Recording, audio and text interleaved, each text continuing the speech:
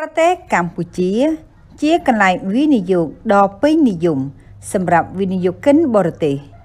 មានកត្តាចំនួន7ដែលអំណោយផលនិងទាក់ទាញ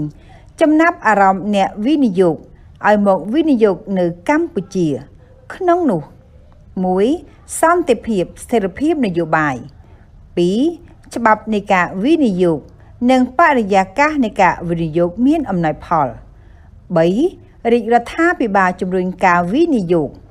4. ការផ្សារភ្ជាប់នៃហេដ្ឋារចនាសម្ព័ន្ធមានដូចជាទឹកភ្លើងព្រលានយន្តហោះផ្លូវដឹកជញ្ជូនកាន់តែមានប្រសិទ្ធភាពឡើងផ្លូវដឹកជញ្ជូនកាន់តែមានភាពប្រសើរឡើង 5. ប្រព័ន្ធហិរញ្ញវត្ថុមានស្ថិរភាពទាំងប្រាក់រៀលនិងដំណើរការរបស់ប្រព័ន្ធធនាគារនិងប្រព័ន្ធទាំងមូល 6. ការបង់ពន្ធមានភាពអនុគ្រោះនិងធូរស្រាលជាងបើធៀបនឹងប្រទេសដទៃទៀត 7. អ្នកវិនិយោគដែលមិនមានសញ្ជាតិកម្ពុជាអាចធ្វើការជួលរយៈពេលវែង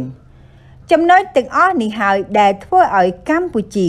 ជាកន្លែងដ៏ល្អសម្រាប់អ្នកវិនិយោគអាមេរិក